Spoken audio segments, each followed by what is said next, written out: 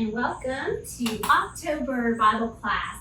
Things are going to look a little bit different this month. We are not going to be focusing on our regular curriculum. Instead, we are going to talk about some lessons that God has been teaching to me, Miss Stacy, recently that I really want to share with you, that I think we can have a lot of fun with and learn a lot of great things about our God. So I've chosen to use like a camping or tent theme.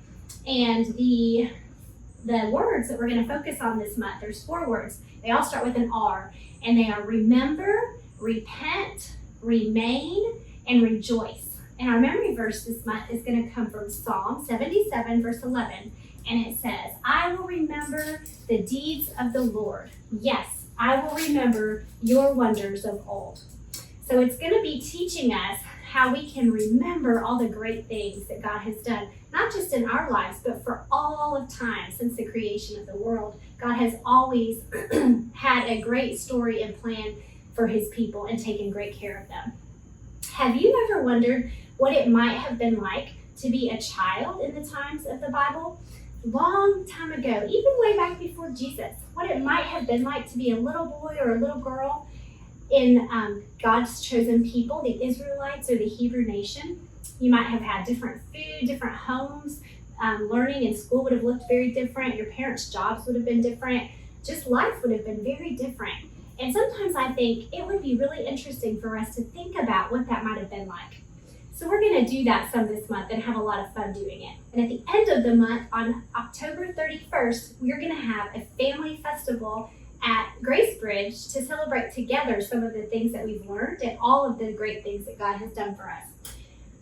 So first, before we get started, we're going to need to build a tent.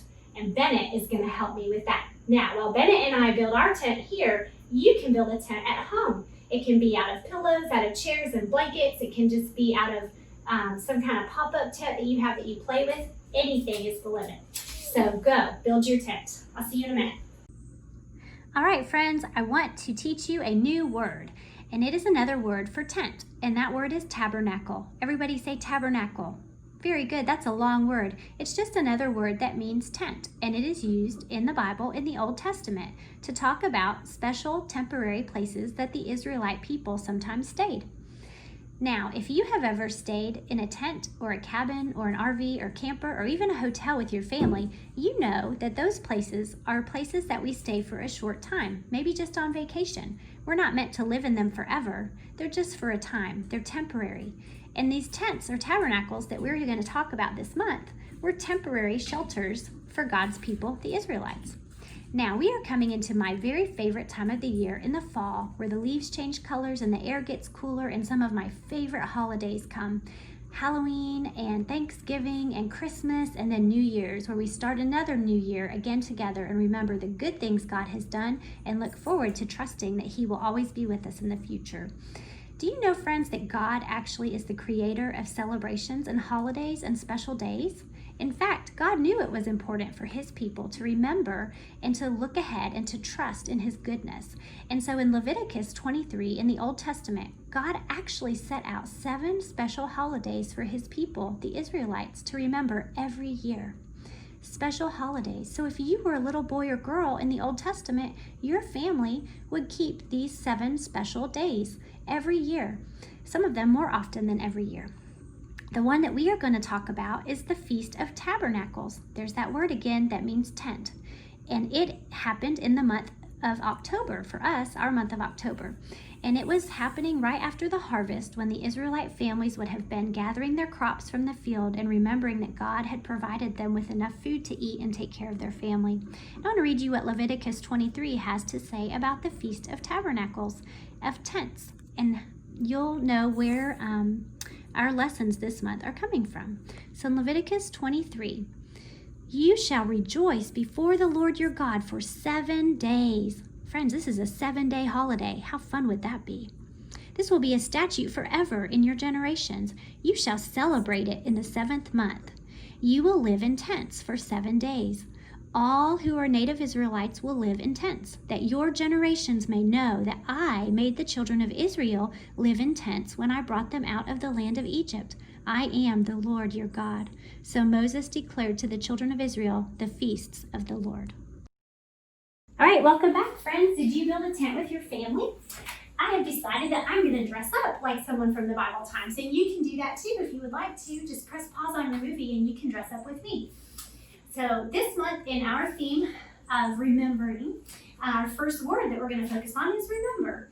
What is it do you think that God wanted his people to remember when they were celebrating the Feast of Tabernacles or tents, when they would build tents and live in for 7 days while they celebrated?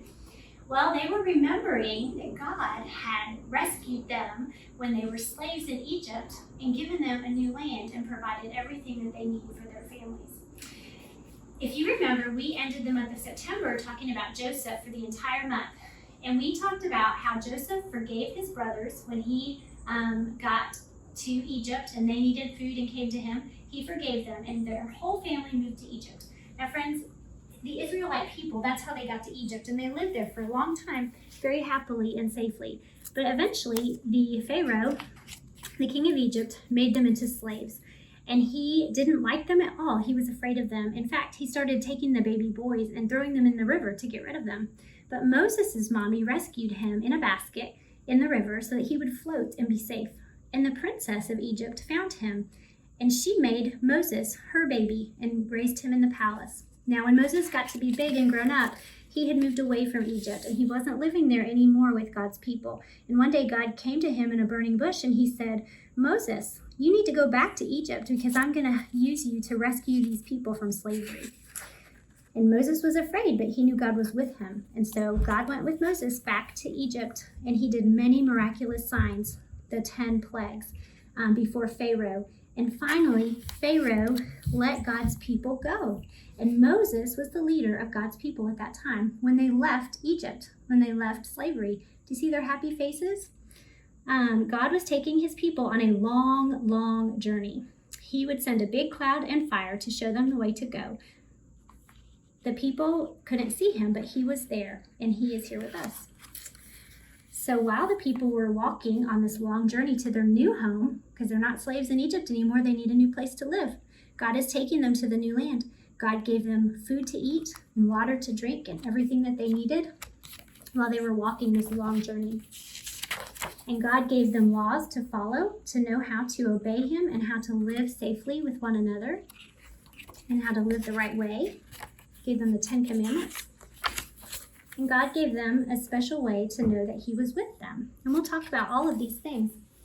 So friends, when God later, after the people were in their new home in the promised land, he later said, it's a good thing for these people to remember that their families were slaves in Egypt and that I rescued them and that I gave them this new land and that I take care of them. It's good for God's people to remember. Some of the really cool things that they were remembering as they came and lived in their tents was that in the wilderness, as they were walking from Egypt in slavery to their new promised homeland, they were living in these temporary tents or tabernacles. They didn't stay in one place for a long time, but they always followed God on their journey.